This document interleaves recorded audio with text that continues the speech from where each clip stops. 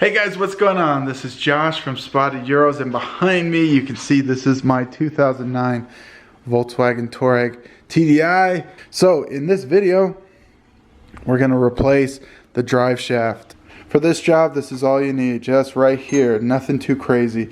So you have a 1/2 inch ratchet. That 1/2 inch ratchet goes to, it doesn't have to be 1/2 inch, but you probably need it. But you'll need an 18 millimeter socket. Now 18 millimeter sometimes can be kind of it's kind of an odd size. Not everything has it, so the only Craftsman tools I have are this socket and this open-ended wrench. So this is the 18. So this is actually for the front of the drive shaft. So you'll be using this to take off the bolts that connect it to the front. And then this center section where the bearing's at, you're going to need two sizes, a 16 millimeter and a 13 millimeter. And then towards the back, what you're going to need is this right here. This is kind of a specialty tool, triple square. That's what these are called, triple squares. So the size you need for this job is this M12. Plenty of jobs on the Volkswagens here need these. This I just got off of Amazon. It's not too expensive, and I use it all the time. So this is all you need right here. First step is actually just putting this up on jack stands. And so what I did when I did this is just raise the car up just enough to where all the wheels are up off the ground. I put 4 jack stands just in the jacking locations here, behind and in front of the tires on both sides, and then the whole car was up in the air. Once you have all the wheels up off the ground, that will allow you to rotate and move the drive shaft underneath. Now you can move it by hand, it's not too difficult. So initially you'll have to use the parking brake. So basically you'll use the parking brake to stop the wheels from spinning, or at least the back wheels. And so when you're braking the bolts free, just use the parking brake. There's 6 bolts on the front and the back, so you do the lower 6 and then you rotate it and do the top 6. Okay, so one of the first things, I mean, it's not the first thing that you have to do, but one of the first things is to take this bracket off. So right under here is where the center drive shaft bearing is, right behind this. And so basically what you have to do in order to change this out is you undo this, then this will be loose in the center here. Then you just have to undo the bolts down here at the end, and you have to undo the front here. And there's a good chance we'll have to take off the exhaust.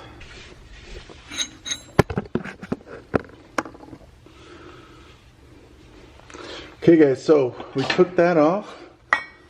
The bracket that just sits right here. You take this apart. The exhaust hanger kind of sits on top of this, so it all comes off as one, and then you're good to go. So this is the center drive shaft bearing. This is what often goes bad. Now if you're watching this video and you're kind of trying to see if anyway, if you're watching this video and you're trying to replace this yourself, this is the problem. Now if you can see, I've got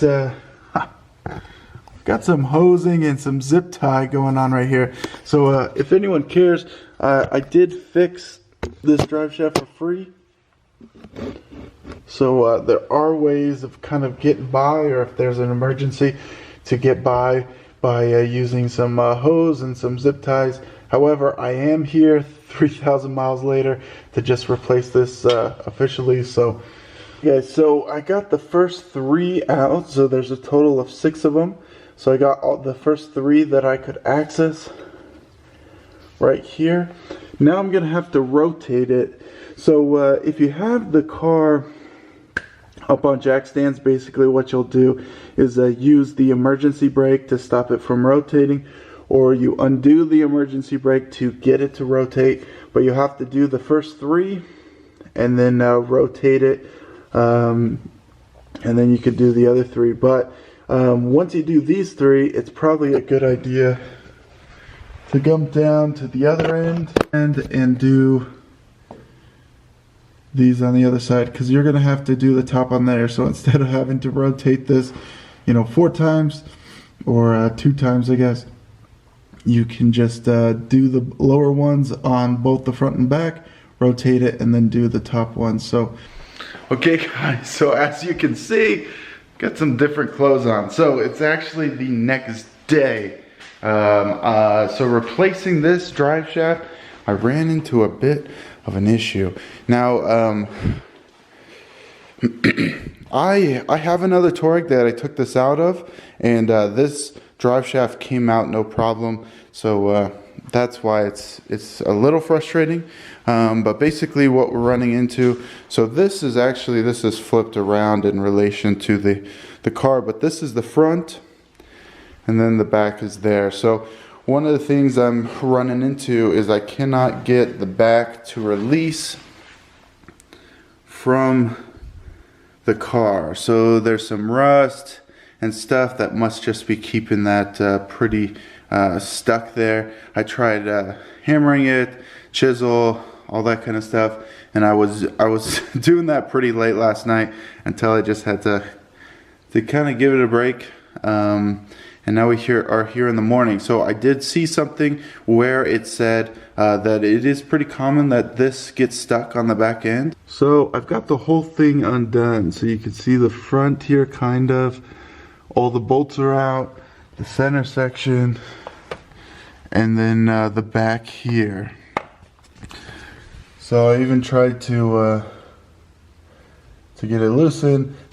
For those watching, it probably could be good to do this from the beginning, but they bolt up the front, leave the front bolted, and then if you drive it back and forth a little bit, hopefully you can get this back section to pop off. Okay guys, we have it all bolted up. It's still on jack stands, but the emergency brake is on, so I think it may be able to break loose. Let's see.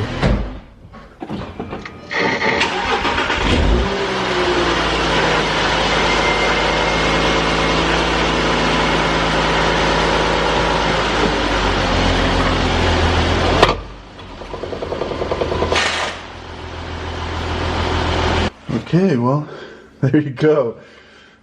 I'm sure you got a pretty good view of that. Oh, nice. Okay guys, here is a clip from the future. So in that last clip, I just wanted to add something. As you can see, we were able to break it free just by simply having the parking brake on and putting it into drive. However, I'm sure you also heard when I put the car back into park. So unfortunately, once the drive shaft is disconnected from the rear end, there's nothing that's going to be able to stop the drive shaft from moving. After doing it and after going through it, I thought, well, how could you get around that? I was pressing the brake, but obviously that's only going to be stopping the front wheels.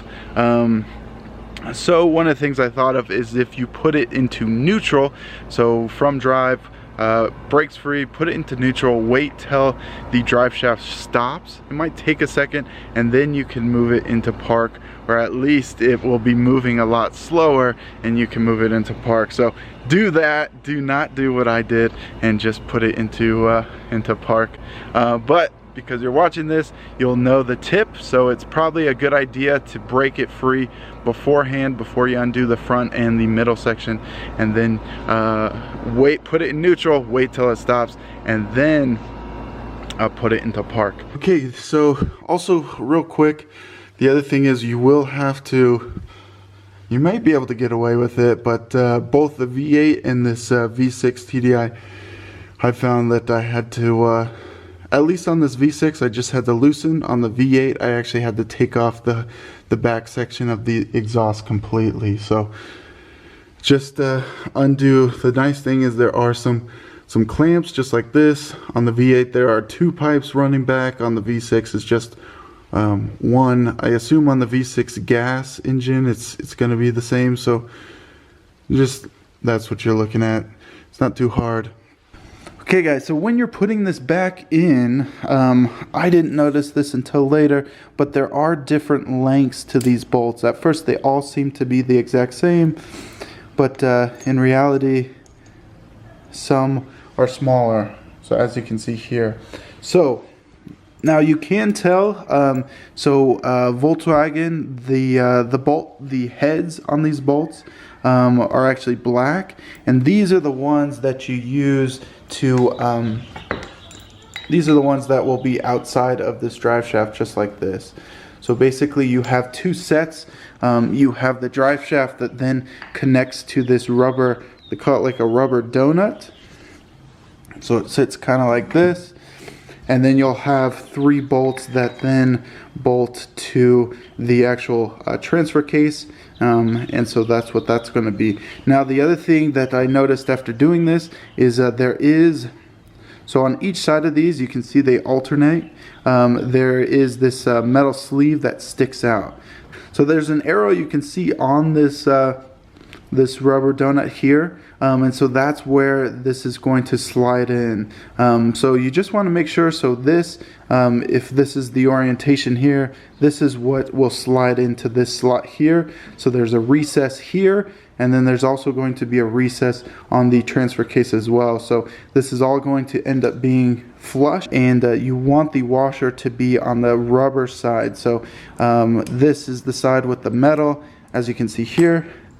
Now you want to make sure and have the right color or the right bolt. These ones are a little bit longer, so this side you're just going to put the rubber washer here, and then when you come to this, it's going to be the same.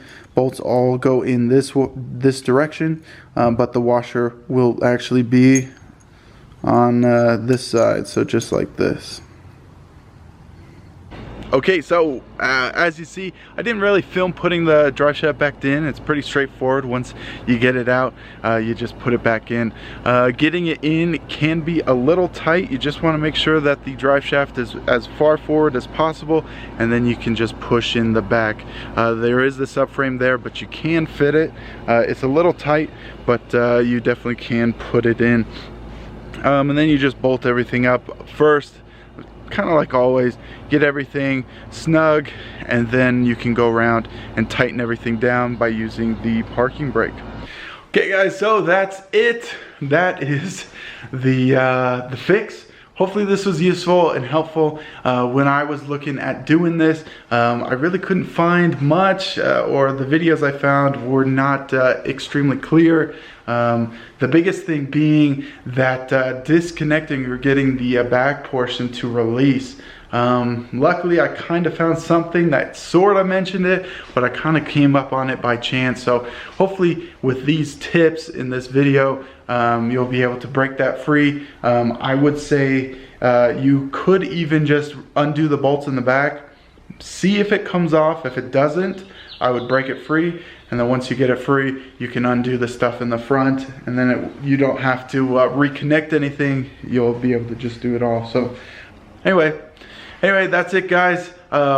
Check out some more other videos. We've definitely got plenty of Touareg content, some stuff that's a lot more fun to watch than this repair video. But anyway, thanks guys, thanks for watching.